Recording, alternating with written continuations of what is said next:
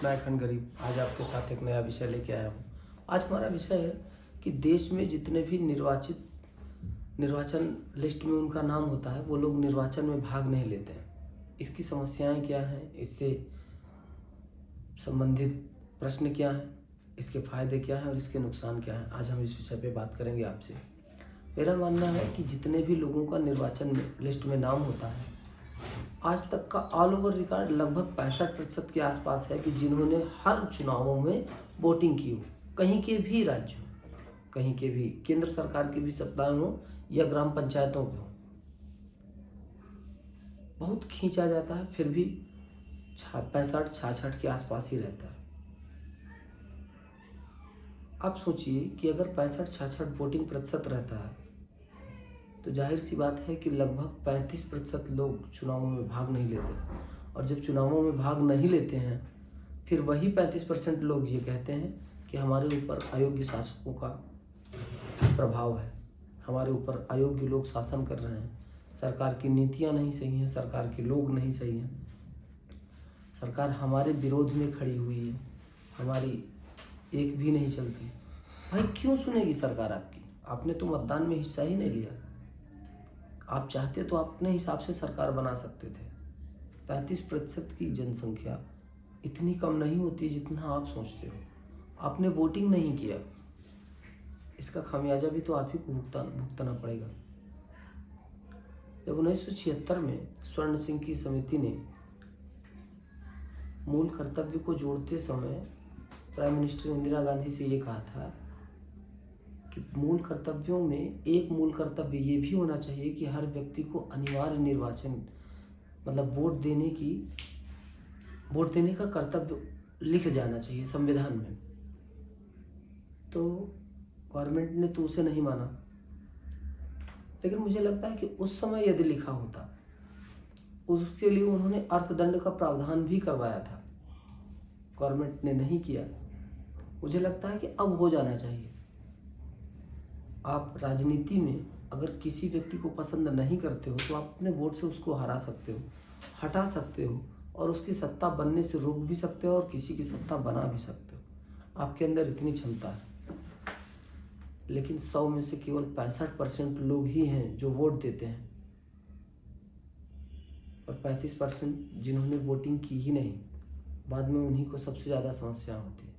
और मुझे लगता है कि सबसे ज़्यादा वोटिंग प्रतिशत केवल कुछ लोगों का डाउन है, जिनमें से बहुत से ज़्यादा इंटेलेक्चुअल लोग हैं, बुद्धिजीवी हैं। वो अपने आप को राजनीति से एकाएक दूर रहना चाहते हैं। वो चाहते हैं कि मेरा राजनीति में कोई हस्तक्षेप ना हो, मैं दिन प्रतिदिन के कार्यों में व्यस्त रहूं। ये ऐसे लोग हैं जिन्हें केवल अपने से खुद से परेशानी है। उन्होंने देश को भी परेशान करके रखा हुआ।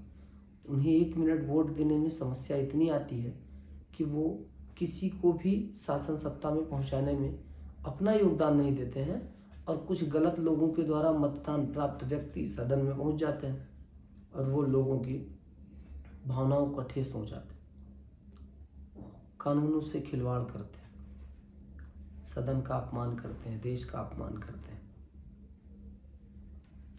यदि हम वोट नहीं करेंगे तो समस्याएं और बढ़ेंगी। समस्याओं से संबंधित हर किसी विवाद पर सिर्फ एक ही कहना है कि हमें वोट करना है। हम वोट नहीं देंगे तो ये मानिए कि हमारी इच्छित सरकार नहीं बनेगी, और हम सरकार को दोष देने के लायक हैं भी नहीं। इसलिए नहीं है क्योंकि हमने अपना कोई भी सहयोग या समर्थन ना ही सरकार को और ना ही विपक्ष को दिया है। आप कहीं पे भी वोट करके आइए, इंडिपेंडेंट कैंडिडेट को दे के आइए, नोटा पे दे के आइए, सत्ता पक्ष को दे के आइए या प्रतिपक्ष को, विपक्ष को, किसी को भी दीजिए। समस्या वो नहीं है। समस्या केवल ये है कि आपको वोट देना है। आप यदि वोट नहीं देंगे, समस्या तब खड़ी होगी कि आपकी इच्छित सरकार नहीं बनेगी। और वोटों का क्या है, वो तो एक वोट से आपका कैंडिडेट भी जीत सकता है, दूसरे का भी कैंडिडेट जीत सकता है। तो आप अपने मतदान का प्रयोग कीजिए। गवर्नमेंट भी चाहती है कि हर व्यक्ति मतदान करे। हर पार्टियां चाहती हैं कि कम से कम उनका वोटिंग प्रतिशत बढ़े।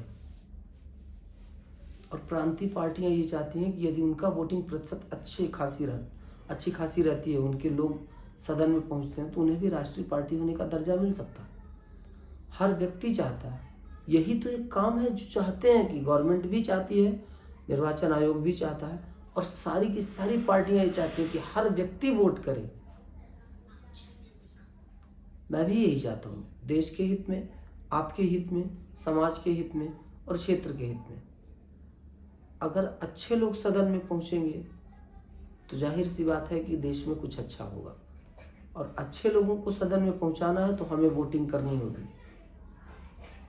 हमें 65% वोटिंग से उठा के 95% तक ले जाना है। मैं 100% की बात नहीं करता हूँ, क्योंकि वहाँ तक पहुँचना तो अपने आप में ही एक बहुत ही सुखद बात होगी, लेकिन वहाँ पहुँचने के लिए बहुत सी कठिनाइयाँ आएंगी। इसलिए हम पहला टारगेट केवल 95 तक रख रहे हैं।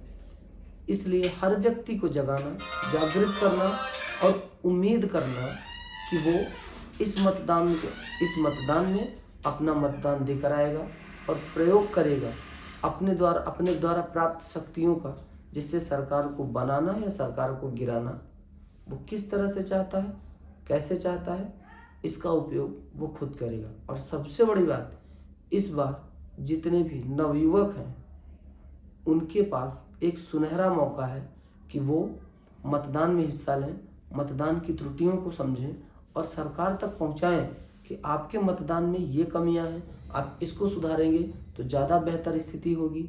आपको क्या लगता है, ये आप अपने कमेंट बॉक्स में मुझे बताएं। धन्यवाद।